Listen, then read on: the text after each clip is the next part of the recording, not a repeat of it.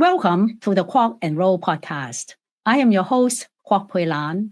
Today, I am delighted to have the opportunity of speaking with Keller, a noted theologian of our generation, to talk about climate crisis, process theology, and how we might respond to the challenges of our time. Catherine, you have recently published this book, No Matter What, Crisis and the Spirit of Planetary Possibility. Can you talk about this book and what is it about? Thank you, Pui-Lan.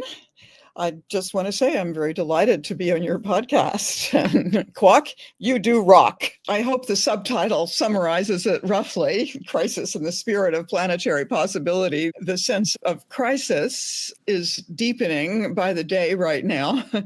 And I guess the book anticipated that. It was finished about a year ago or a little bit less than that. But the sense of crisis, certainly in terms of ecological destruction and really dire shifts along the lines of global warming, was very clear to all of us. And there was a great sense of political vulnerability, but now we've gone over the edge politically as well. So it's a time of crisis indeed. And it seems to me that in crisis, what's most important is to tune into what it is still possible to do about it, what it's still possible to actualize, not to think that things are really okay, but to think that there are possibilities that, if realized, could make things much more okay.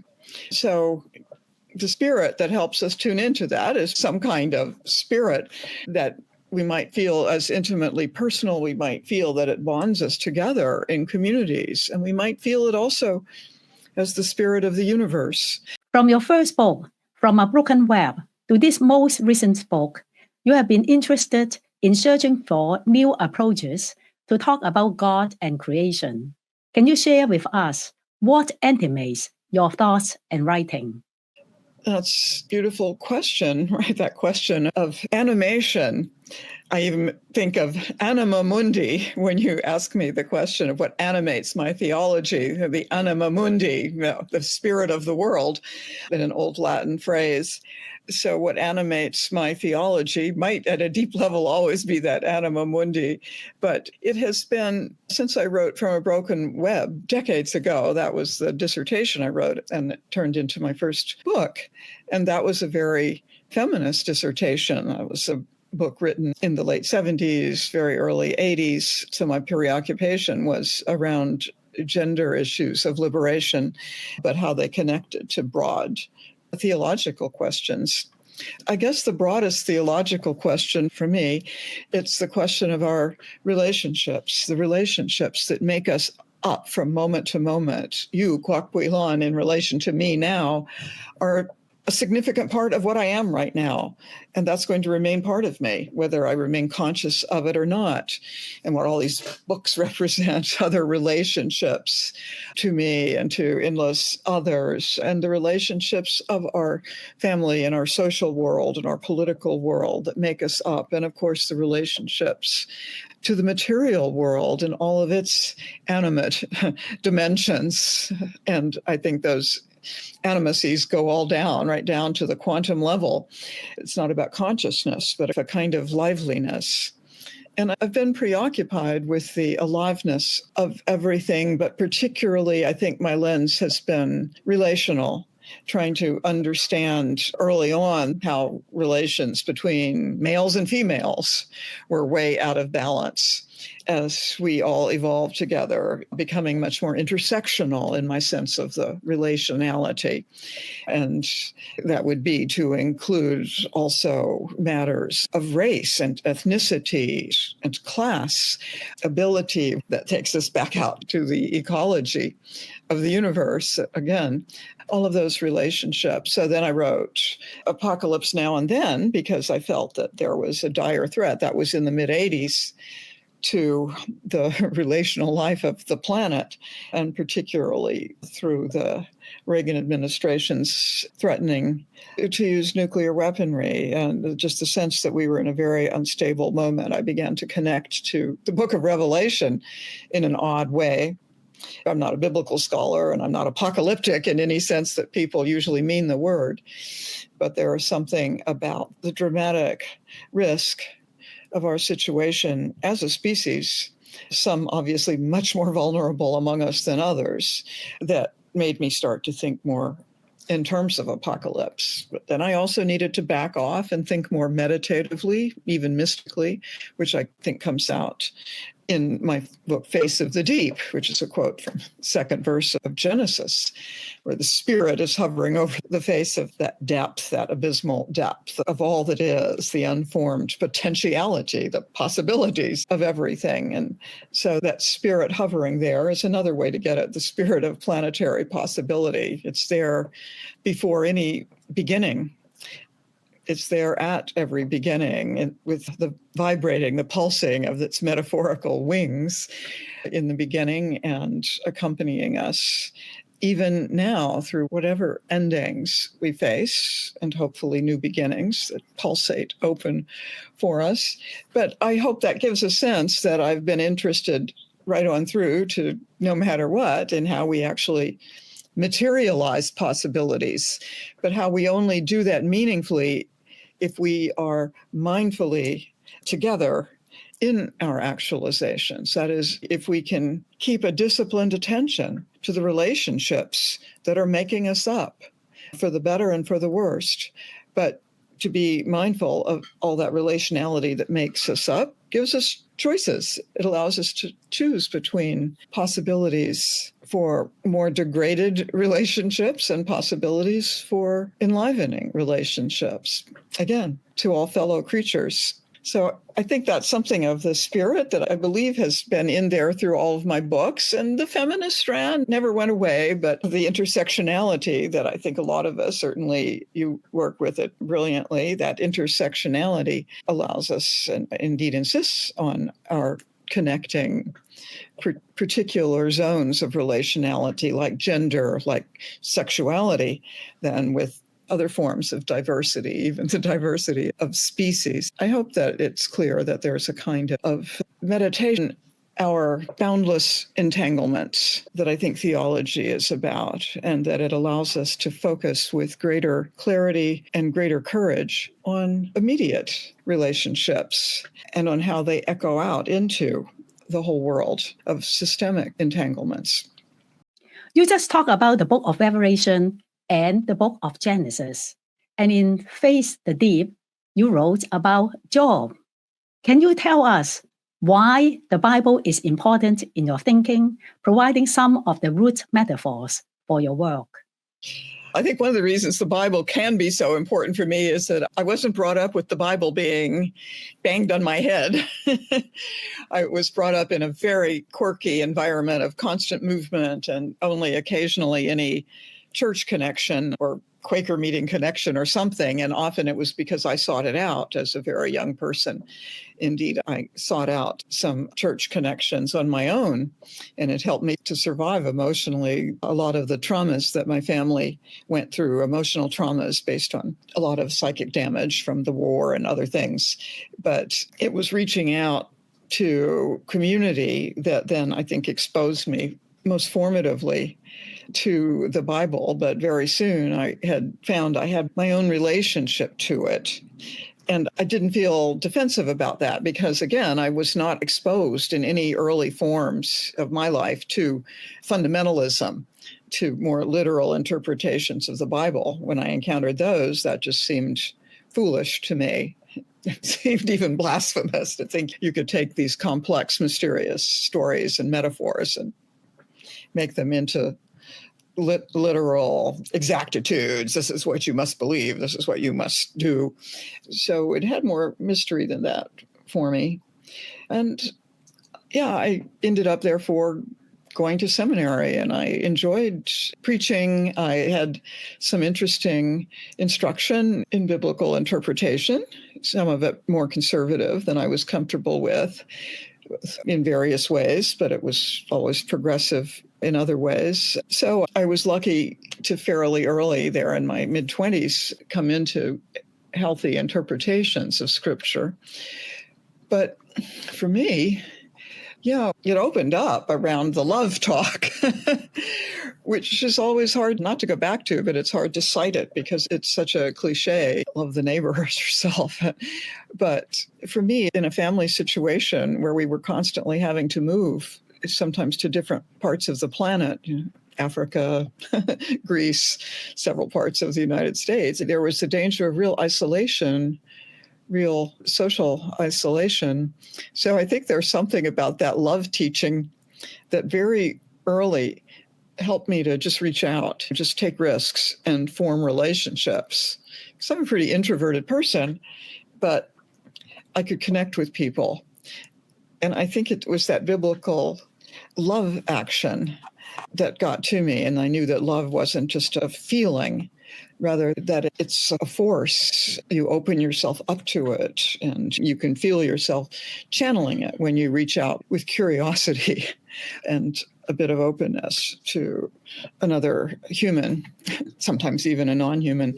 So I think that love teaching of the Bible helped get me through. But fairly early on, I got interested in the beginning of the Bible, the very, very beginning, because those chaotic depths spoke to me too. And the very end of the Bible, where there's also immense chaos that is presupposed before there is the renewal of creation. So both at the point of the original creation and of the renewal of creation, what I read in the Bible, though it was not the standard Orthodox reading, was the givenness of some kind of profound chaos. That's what the deep is in Genesis 1:2. That's what of the earth was tohu vabohu, without form and void. It was just chaotic. There was a sense of then a meditation that opened up over the face of that deep, that chaos, that tohu vabohu. And that probably reached through to me in my life because my life had been so chaotic. It probably reached through with a really existential vividness, but it wasn't just biographical. All around me, I could sense a lot of disjointedness and chaos, often the chaos caused by aggressive kinds of order that then cause a lot of chaos within a community, within a spirit. And so the need to rethink order and chaos has always been with me. And then it comes to a climax, of course, in the apocalypse. So I've been interested in a kind of feedback loop between the alpha, biblical, omega, the beginning and an end, because the beginning is not a simple or a pure beginning. It's out of a bottomless deep that's always already there. And the end is no simple end at all, but it's certainly the symbol of potential realizations of a radically different sort than what we've experienced. And I think we need that sense of hope in the face of whatever chaos we face together. You wrote the book, Apocalypse Now, decades ago. We are now much closer to the apocalypse. Can you share with us what are the last chances for us to meet the big challenges we face? What are our last chances? I don't want to be too literal when I say last chances, but we know now through very rigorously empirical science that we're entering into a last chance epoch. It might go on for decades, but there are certain last chances that only have perhaps at most a decade, like to keep the global warming under 3 degrees, which centigrade, which would be devastating. So to somehow not hit that 3-degree point, which right now we are very much on target to hit by the end of the century, is a kind of last chance. We have a little time. We don't have until the end of the century to do it. We have more or less this decade to make the needed changes that would prevent the sort of destructive process of ongoing emissions and their permanent atmospheric effects and oceanic effects just kicking in as they do decade after decade. But it's creepy that we have this decade to make greater collective changes in our lifestyle than our civilization has been known to do. And because now particularly vividly since this election. We're very much going in the other direction. It's not just as it was with Biden that we were going much too slowly to make the changes. Now we're zooming off in the other direction in a way that's just going to guarantee a kind of catastrophic warming of the environment that'll be in places that are already hot, like the global south, in many situations not survivable, not livable, but everywhere is going to be affected in the various forms of climate change, which too little rain, too much drought, too much rain, too many floods. So climate change is probably the worst example, the biggest and clearest example of last chances, where we're really in that zone collectively, which isn't my way of saying that the end of the world is 99% likely. I'm not talking about the end of the world, except in a metaphoric sense, the end of this world that we think of as a civilization with some sort of sustainable standard of living that at least here and there does spread towards more equitability, just some kind of meaningful coexistence in the large masses of population, socially arranged in very different and often disturbing ways, but some kind of ongoing life and meaningfulness together as a species with a chance to improve things. That's what we want. That's what we hope for, a chance to really improve things and to make it along far enough that we will. But if we don't make the change that we need to make in relation to the degree of warming centigrade, strangely, we're going to have much worse forms of the mass human suffering than what we're now seeing in the nightly news.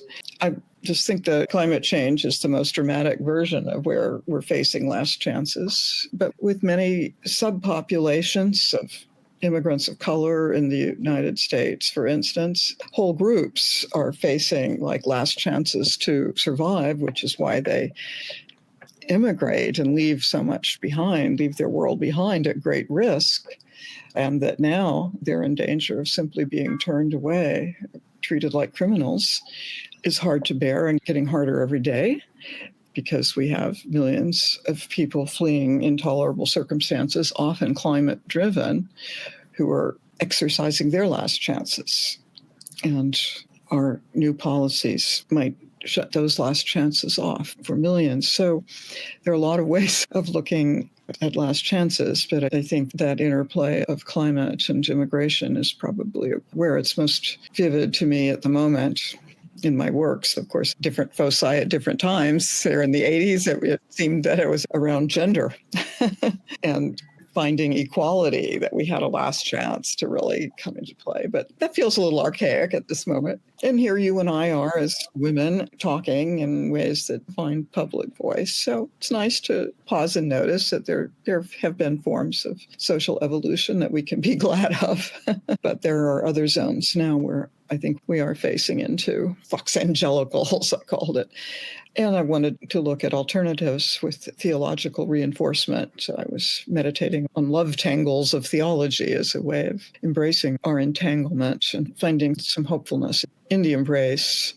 But yeah, I think that's where I was heading, wanting to think that no matter what it is, no matter what disasters, what systemic disappointments and injustices we face, possibility still sprouts in the cracks. It can be crushed. Each possibility can be crushed. New ones do sprout, and perhaps that's a spiritual perspective rather than a factual one. But so far, it seems to me that there's plenty of factuality to back up possibility. It's just whether the better possibilities will get actualized is always uncertain. But it's also uncertain that the worst possibilities will get actualized. And I'm having to remind myself of that right now in this period with this regime. But I guess no matter what, suggests a kind of attitude of, I'd call it a rigorous hope, a kind of dark hope, a hope that is not optimism, a hope that just steps out of the game of optimism and pessimism. A hope that casts a dark shadow, that is attuned, as the hope of the Hebrew prophets was attuned to great collective suffering, oppression, betrayal. And yet, even in that darkness, in those shadows, found hope so that the darkness itself could become more luminous. One could see a way. And I think that is what I mean by no matter what, that no matter what, there is some better possibility sprouting right now for you, right there, right here, right in our conversation. You already alluded to gender and feminism and how our thoughts have changed. You have a very distinguished career in the writing and teaching of theology. Can you share with us how has the field of theology changed over the past decades? In terms of the work on gender that you and I were doing early on, there's reason to feel gratitude, perhaps some pride, some mindfulness that quite a bit of what we were struggling for in terms of gender equality found a lot of realization. That doesn't mean anything like, oh, we're perfect now, or we have transcended patriarchy. In terms of the specific struggle around gender equality, potentialities are vastly better for young women starting out today, for girls in school today. And of course, there have been now some setbacks, and there can be terrible setbacks along those lines as well, but they won't be easy to slam down on us because these transformations have now been at work very explicitly and with large collectives of millions from each angle for half a century. Yeah, about half a century ago that I started coming of age and becoming very consciously a feminist in my early 20s. So that half century has, I think, shifted some deep cultural habits, norms, and assumptions. Again, I'm not saying enough. The soap remains dark. It casts a shadow. There is great patriarchal reaction all along the way, and a lot of it takes Christian form in terms of various conservative, evangelical, fundamentalist movements, and even some forms of conservative Catholicism really press for a patriarchal arrangement of spiritual life. We're not where we hoped to be, but I think there's been tremendous transformation along the lines of gender over these 50 years. And one of the transformations that's been very welcome to a lot of us, at least gradually, is that it seems that often out of our struggles around gender, which are often very intimate, very affective, very emotional, very tied up in close relationships, around those struggles in our young life over gender, a greater sensitivity to relationality opened up. And I think that has everything to do then with what we call intersectionality, that it was often from the angle of gender, but also often from the angle of race. And perhaps most often when those came together, that the notion of intersectionality got very vivid, that our multiple causes, our efforts on behalf of transformation and shared justice rightly occupy multiple fronts. But when I started out as a feminist, I had the view that a lot of my comadres had, which is we have to get gender right first.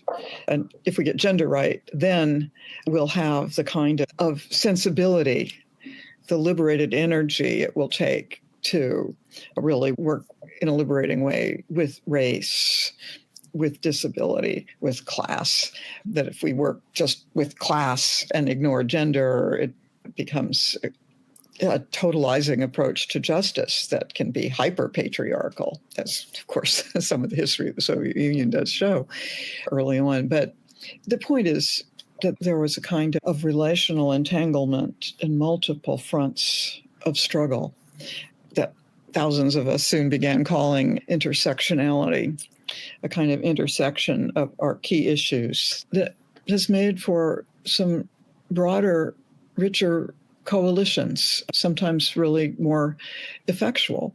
But of course, sometimes the single issue struggle is what's needed, is what's most effectual. And that's the tension between that single issue. I must focus on gender because if we don't get that, the rest won't even matter, won't happen.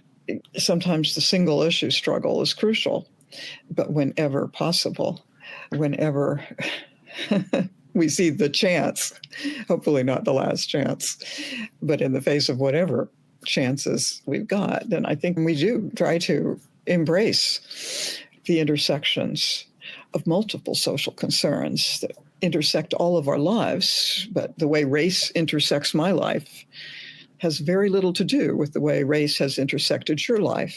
Race was an issue at much more of a distance for me until I made myself conscious of it in my 20s. And it was a struggle, not just to say feminism first. Some issues are up very close, and we only gradually awaken to how entangled we are, that my very attitude about race was a kind of manifestation of racism.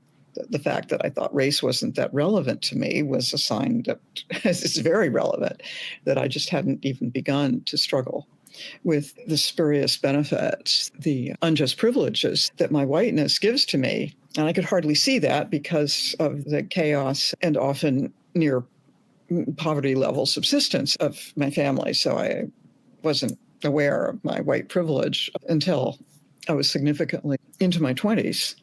So I was aware of my class underprivilege sooner than that, and only then much later aware that, yes, and I have some class privilege too. So those entanglements seem to gradually awaken for me and for many, often out of first a single issue that has great existential force, maybe even a question of one's own survival at a certain point is at stake. But then it opens. And then what's beautiful is one sees that happening with others, with whom then greater solidarities become possible. And for me, I think what was life transforming in another way was finding a philosophy, a philosophical theology that in a cosmic way embraced interconnectivity. Catherine, can you share with us how process theology influences your thought?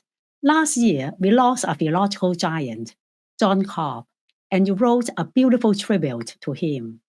Yeah, Huilan, I appreciate your bringing up John Cobb. He's the way I found process theology. Here it is. It was sitting on the floor, cold floor of the bookstore in my seminary in the mid-70s. About 1977, I found Christ in a Pluralistic Age. Yes, I read that too. And this was the volume I found there in the bookstore in Eden Seminary. And my teachers didn't know about it, but I then found my way to study with him. And I was just totally taken off guard by the book. I was in a seminary, so I was looking at different Christologies already, and they mostly felt to me too lordy. And I just didn't think that the Jesus I had some interesting connectivity to from long before, that Jesus was not interested in the Lord stuff. And I was appreciating, though, that Christology was being hooked into social thought and movements in new ways.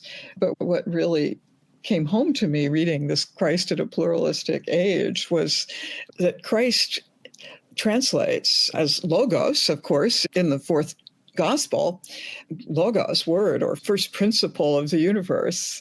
And Cobb really worked that, didn't he? Just that if Christ is logos, the logos that becomes flesh in the very individual, very material life, very social life of Jesus of Nazareth, what is that Christ? And it was now in Cobb no longer just this kind of kingly second person of the Trinity sitting up next to his Father, but with his own throne up in heaven. Suddenly, Christ is depersonalized, except when incarnate in a person. And this depersonalized Christ as logos, or first principle, is the wisdom at work in the universe. It's the wisdom in a formula that's very impersonal, like E equals MC squared.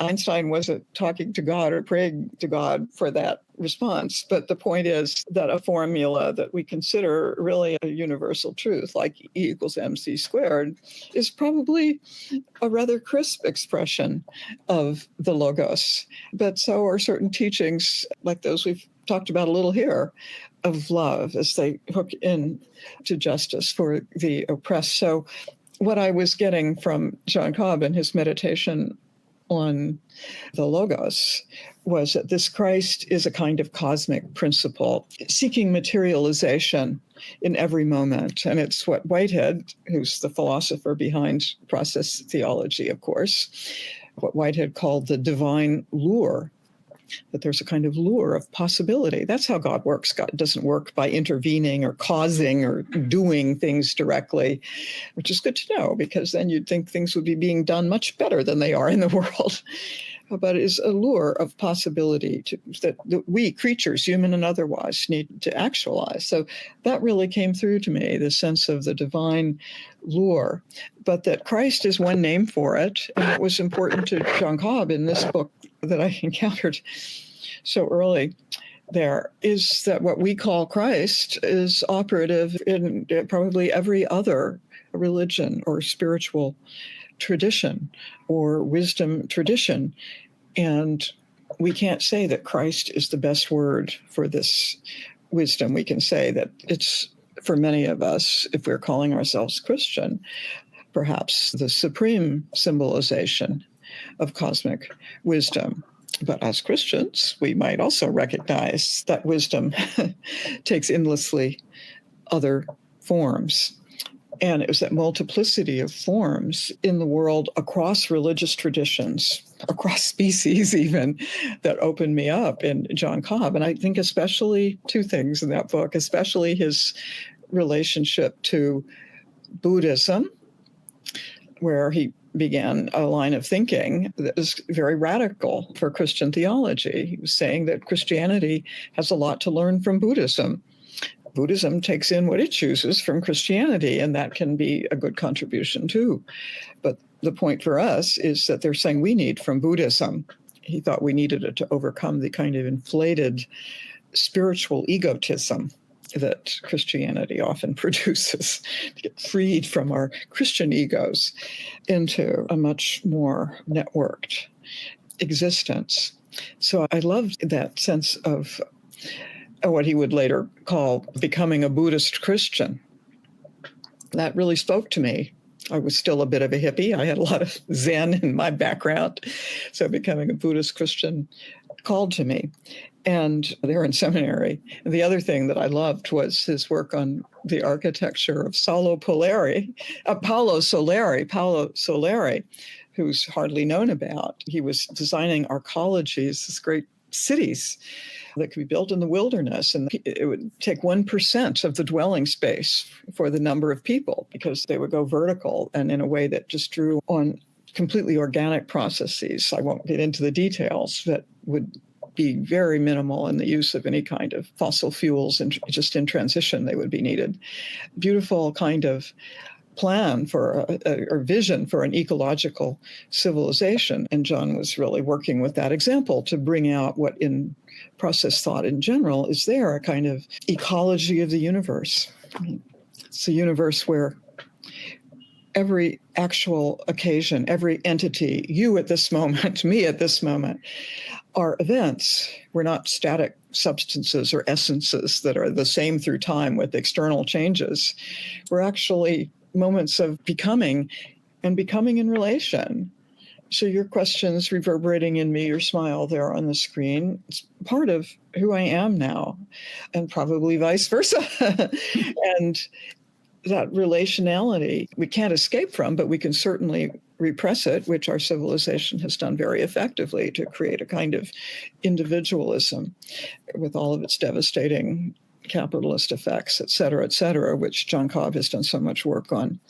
But the point is that there's another view of reality in play here, of every creature, including humans, as processes of becoming in relation. We're not just our relations. We always make some decision, conscious mostly unconscious, about how to compose ourselves out of our relations. But it's like a constant collage and artwork where we're self-composing. Some of the works of art are definitely more beautiful than others. But I think that's a sense of what I found there was this deeply transformative relational cosmology that took Jesus very seriously as an on-the-ground Jewish prophet. But the way he embodied the Logos was just exemplary and an invitation for all of us to embody the wisdom of the universe on the paths that work best for us, that call most meaningfully to us in our particular social and existential contexts. Does that resemble at all what got to you in the book? Yes, thank you so much. You have been to China to have dialogues with Chinese philosophers and scholars who are interested in process theology. Can you share with us the reception of process thought in China and why this kind of cross-cultural dialogue is important? Yeah, that's an important observation. There really is this dialogue that has gone on now for, I would say, about 30 years. The dialogue has gotten going with China, but with frequent visits starting by the end of the 20th century of groups of Chinese and sometimes very small groups. Once I was there in Claremont in the late 90s, it was a very big group of Chinese who got funding to come for a conference on process thought in Claremont. The government funded them. And when John Cobb went to China, he actually did have it in one of his visits, an audience with the premier who appreciated the potential for a cross-cultural exchange. I guess he didn't hear the sort of emphasis on American capitalist-style individualism that he was so accustomed to, even with most modes of Christianity, or that you have to become a Christian if you're going to be saved kind of pretense of Christianity that so much dominates the missionary field in Asia and elsewhere, Africa, Latin America, everywhere. That is more the dominant missionary voice. Process theology and process philosophy found serious reverberation in China because in Whitehead, the philosophy is inherently cross-cultural, because it's cosmological, but it's perspectival in its cosmology. It's not saying we process thinkers, we Christian North American process thinkers have the right perspective on the cosmos and its logo. No, we together assemble multiple perspectives and might fuse them into a fairly coherent one. But then we have very much to learn from a culture like China, working out of very different spiritual backgrounds of Confucianism with special strength and endurance through secularization, Buddhism also able to work on the fringes of very strong secularization very well. And John Cobb had been involved in dialogues with Buddhism from early on, and so he was happy to expand into the conversation with Confucianism, but also with just Chinese thinking about the environment. And the Chinese government has made a lot of strong, important moves in the direction of ecological civilization. It also keeps building new coal-fired cities every day. It's not all good. It's not all bad. There's a lot of good. There's a lot that isn't so good. And I guess we can say that about the Western world as well in relation to ecology. What's good going on here in the United States is really getting squashed day by day, but that's a different question. The project of involvement with China developed into what was called the China Project. I think that was 1998. I don't know if you've met Jia Wang and Wei Jun Fan. They're now living in Claremont again. They had studied in Claremont for their PhDs with John Cobb. They'd gone back and spent many years in China. So they've been very key to building that bridge to Chinese thinking. And right now there are 36 different centers for process thought. Now, a center for process thought doesn't usually mean a building. It mostly might mean a desk in someone's office where things get organized, but then that occasional meetings happen and further networking happens. So I've loved being in China for one of the international China conferences that happened there, and John Cobb was there. Now, as to John Cobb, yeah, he died the day after Christmas this past December, and he was 99. I, like many others, had my plane ticket already purchased to go celebrate his 100th birthday this February. But I had spoken to him just a couple months before he died, and he was perfectly ready to go. He had no particular interest in celebrating his 100th birthday, but he hoped that we would. So I felt he was ready to move on. He didn't feel energetic anymore, and he felt there are other people doing the work that he wants to see done. And so he was happy about those relationships. And I think he had a kind of Buddhist attitude about life and death. And so he's very able to let go. And there was no morbidity in that. There was a great peacefulness in that. And he just kept working until a few days before he died on charging the relationships to his network of people in person and online with some hopeful vision so that they would keep struggling. And certainly the China network with Jia and Meijun is going to go on, I think, very much developing its own thinking, sometimes very explicitly working with Whitehead, sometimes very explicitly even working with process theology, but sometimes much more indirectly working with forms of cosmology that develop out of multiple Chinese traditions. Confucian, I mentioned Buddhist, but of course out of Lao Tzu and the Taoist tradition as well. So that work, I think, is going to go on, sometimes explicitly process out of those 36 centers for process studies, and often more indirectly. And thank you very much, Catherine, for your many years of friendship. You have been so influential in my own thought and thinking about God and about cosmology. And I thank you for joining the podcast. If you liked the episode, please click like and subscribe. I will see you in the next episode.